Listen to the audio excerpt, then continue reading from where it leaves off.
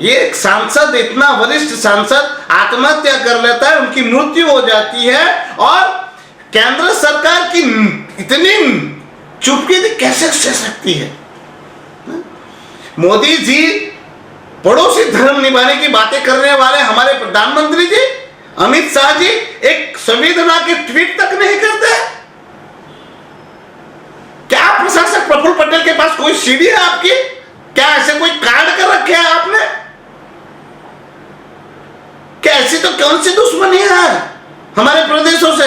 हमारे प्रदेशों ने आपका क्या बिगाड़ा है? अरे मोहन भाई तो आपके अलायंस में थे। अरे हमारे प्रदेशवासियों ने तो आपको हर बार भारतीय जनता पार्टी को मौका दिया है, तो हमने ऐसा तो क्या हमारे साथ दुर्भावना आपको मन में घुसी हुई है? क्या आप प्रशासक प्रफुल्ल पटेल को इतना बैकिंग कर रहे हैं? लोगों को क्या समझना चाहिए कि आज प्रशासक प्रफुल्ल पटेल बेफाम बने हुए हैं, उसकी जिम्मेवार कौन है?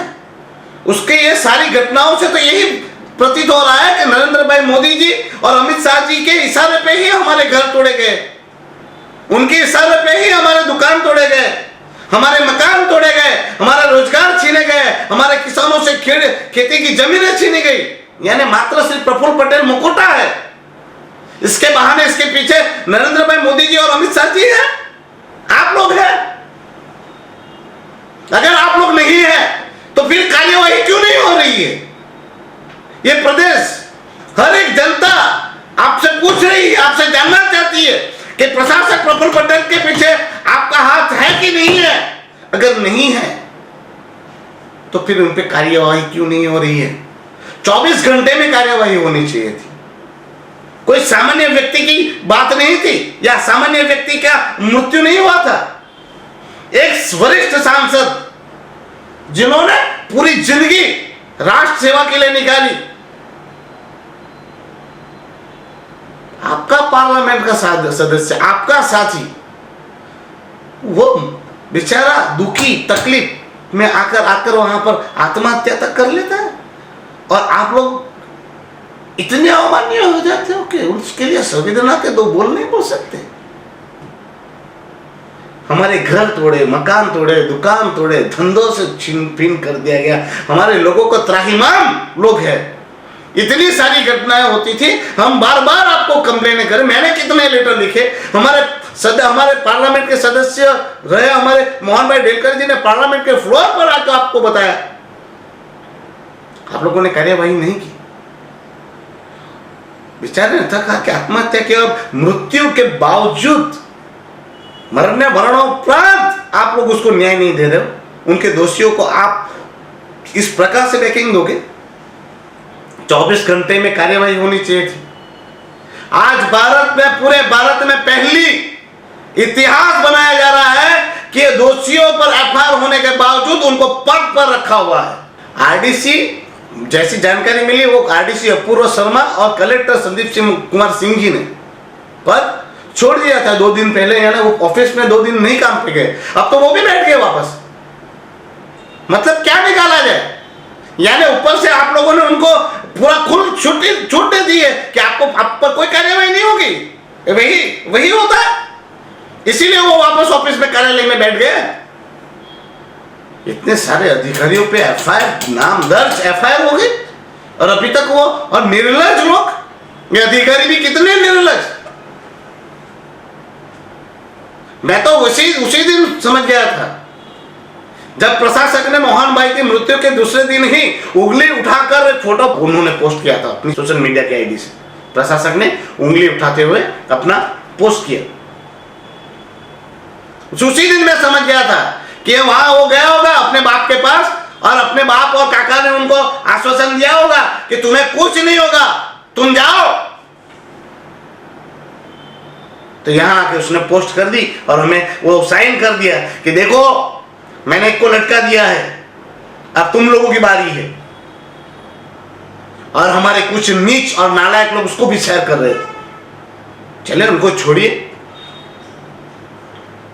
24 घंटे में इन पे एक्शन होना चाहिए था। इस प्रशासक को और दोषी जो भी आरोप में है, जो सुसाइडी नोट में था, उनके नाम की जैसे चर्चा हो रही थी, उनको निलंबित कर देना था, उनको साइड कर लेना चाहिए। अब तो एफआईआर भी हो गई,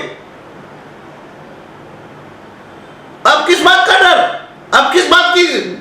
इसका मतलब तो कल को इन पे एफआईआर हो जाएगी, इन पे कार्यवाही भी हो जाएगी, वो दोषी भी हो जाए तो भी सरकार कुछ नहीं करने वाली, मतलब उनको बचाने के लिए पूरा प्रयास करेगी। ऐसा भारत में पहली घटना है, ये इतिहास लिखा जाएगा कि दोषियों पे एफआईआर होने के बावजूद एफआईआर में नाम जिनके दर्ज हो गए हैं, अभी तो उनको हम दोषी नहीं कह सकते, मगर आरोपी जिसपे दोष मढ़ा जा रहा है, जिसको उनके नाम दर्ज हो गए हैं, उनको आप पद पे रखोगे और उससे हम लोग निष्पक्ष जांच की और ये सारे बातों का विश्वास रखे कि जांच निष्पक्ष होगी, कार्यवाही होगी। एक प्रदेश का वरिष्ठ सांसद आत्महत्या कर लेता है, जो अपनी आत्महत्या करने से पहले विविध जगह पे जाके अपनी आपविधि, अपना दुख, दर्द, पीड़ा सबको बताता है, सबसे रिक्वेस्ट करता है, न्याय की भीख मांगता है। अब जब न्याय नहीं मिलता है तो आदमी आत्महत्या तक कर लेता है, मर जाता है। जिसको सुना ही नहीं है, जिसकी परिवार वो आत्महत्या कर लेता है, वो मैं तो कहता हूं कि जिसकी हत्या हो जाती है, जिसका परिवार एफआईआर दर्ज करवाता है जिसमें कहते हैं कि प्रशासक ने 25 करोड़ रुपए मांगे, हमारी कॉलेज जो 100 करोड़ की है वो कॉलेज को हड़पना चाहते थे। इतने संगीन आरोप, फिर भी नरेंद्र भाई मोदी जी चुप, अमित शाह जी चुप, भारतीय जनता पार्टी इकाई चुप। मतलब आप लोगों को पता होगा, इसके पहले सुखा भाई पटेल जिला पंचायत के अध्यक्ष हुआ करते थे, उनका एक चिट्ठी आई उनके अरेस्ट से पहले कि भाई उससे भी 20-25 करोड़ रुपए पहले भी मांगे गए, उन्होंने दिए और वो उन्होंने उस चिट्ठी में लिखा था, और 25 करोड़ रुपए बाद में भी 20-25 करोड़ रुपए मांगे गए थे। मतलब कि वो चिट्ठी में लिखी बात भी सच हो सकती है, उसकी भी जांच होनी चाहिए। और एफआईआर में ये बातें कही जाती है, हमारे स्वर्गीय शहीद मोहन भाई डेलकर जी का परिवार ये एफआईआर में कहता है, लिखवाता है कि हमसे एक्सटॉर्शन, और उसी के तहत एफआईआर में गंभीर धाराएं ऐड होती है, जिसमें 306, 506, 389, 120B, ब्लैकमेलिंग, एक्सटॉर्शन सब धाराएं लगती है। मतलब ये उनसे एक्सटॉर्शन करने का छूट, क्या मोदी ये पैसे निकाल के मोदी जी को तो नहीं भेज रहा था? ये क्या मोदी जी ने ये सब ऐसा उग्राणी करने के लिए भेजा है यहां पर? बाकी क्यों नहीं उठा रहे इसको यहां से पद से हटाने में क्यों विलंब हो रहा है? इतनी बड़ी घटना घटती है, अगर नरेंद्र भाई मोदी जी, अमित शाह जी उसको नहीं हटा रहे हैं तो मतलब क्या निकलता है? ये उग्राणी करने का लाइसेंस दे रखा है इनको, प्रशासक प्रफुल्ल पटेल को खुली छूट दे रखी है। यानी सुखा भाई के केस में भी ये इसका भी इन्वेस्टिगेशन होना चाहिए कि वो चिट्ठी के बारे में, हाँ उसने क्राइम किया है तो उसको तो भुगतना पड़ेगा, मैं मानता हूं, मगर अगर ऐसी बातें हैं कि उनसे भी उग्राणी करने की बात हुई थी तो वो तो बहुत बड़ी बात है। यानी मोहन भाई का परिवार जब ये बात कह रहा है तो उस बात का भी, वो बात की भी पता है इसमें। अरे इतनी बड़ी बात, बड़ी वारदात, कितना हंगामा, कितना विरोध, एफआईआर, और मोदी जी मौन, अमित शाह जी मौन, कोई रिएक्शन तक नहीं, कोई रिएक्शन तक नहीं।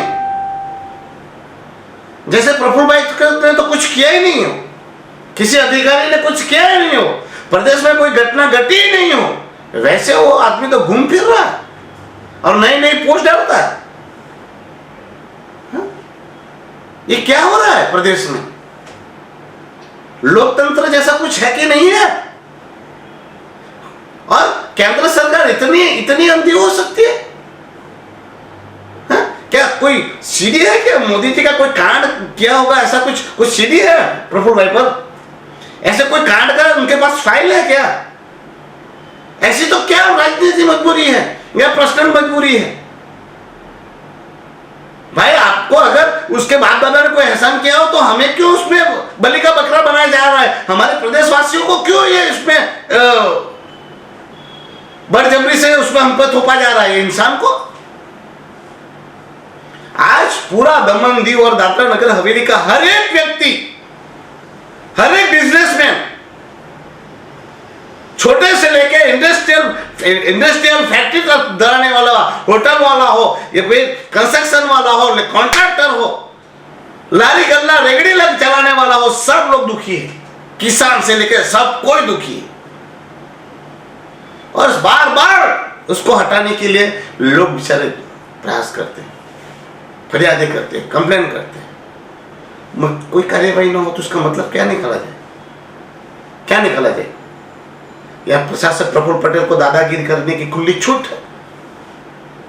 केंद्र ने दे दियो कि जाओ, केंद्र ने ये कह दिया, नरेंद्र मोदी जी और अमित शाह जी ने, जाओ दमन दीव में जाओ, जो आपके बाप की जागीर है वो आपको हम लोग मिलकत में लिख के देते हैं, ये दमन दीव और दादरा नगर हवेली अब के बाद आपकी जागीर रहेगी, जहां आपको कुछ भी कर सकते हो, कुछ भी कर सकते हो। वहां पर जनता मर जाए, वहां के सरकारी कर्मचारी सुसाइड कर ले, वहां का सांसद चुना हुआ सांसद आकर आत्महत्या कर ले, तुम्हें कुछ नहीं होगा।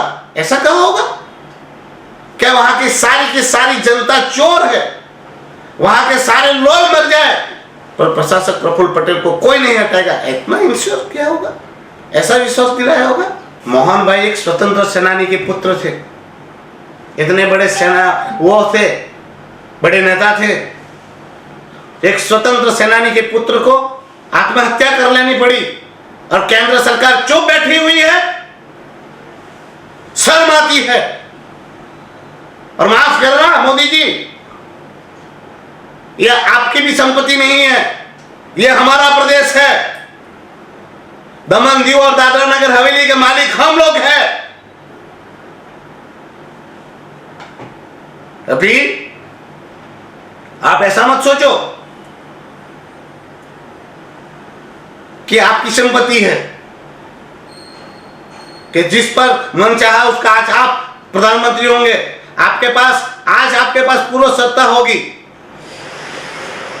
यहां तक पहुंचने के लिए अटल बिहारी वाजपेयी और अडवाणी जैसे कितने लोगों ने सींचा है इस पार्टी को, तब जाके ये सर्व सत्ता पर पहुंची है। और ऐसा भी मत सोचना कि ये सत्ता कायम रहने वाली है।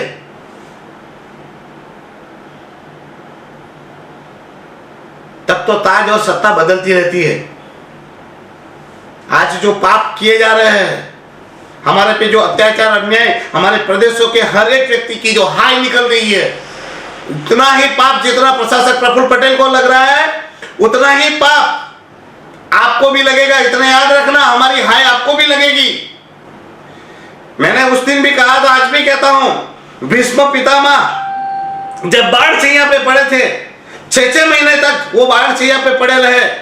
जब कृष्ण ने पूछा कि भीष्म पिताजी आपसे मैं पूछना चाहता हूं, आपने ऐसे कौन से पाप किए थे कि आपको 6 महीने तक बाढ़ की सैयाओं में घायल अवस्था में पड़े रहना पड़ा? तब भीष्म ने कहा था कि जब द्रौपदी का वस्त्र हरण किया जा रहा था, चीर हरण किया जा रहा था, तब मैं भी मौनी बाबा बनकर मौन रहा था। और उस वक्त मुझे बोलना चाहिए था, मेरी कुल वधू का चीरहरण हो रहा था, मुझे दुर्योधन को रोकना चाहिए था, पर मैंने नहीं रोका था। जिस पाप की वजह से आज मैं ये भुगत रहा हूं। नरेंद्र भाई मोदी जी, आप तो गीता और महाभारत और भगवत का और धर्मों का काफी ज्ञान रखते हो, आप तो आरएसएस में जाते हो, तो आपको इस वारदात की भी बात पता होगी, इस घटना की भी स्मरण होगा। स्मरण को जरूर याद कीजिएगा। आज हमारे प्रदेश का, हमारी लोकशाही का द्रौपदी के जैसे चीरहरण हो रहा था, उसी रूप से, इसी प्रकार से हमारे प्रदेश में का भी लोकशाही का चीरहरण हो रहा है। और आप इसी प्रकार भीष्म की तरह हमारे साथ होते हुए अत्याचार और हमारे होते हुए चीरहरण को आप देख रहे हो, और उस वक्त भी आप मौन हो।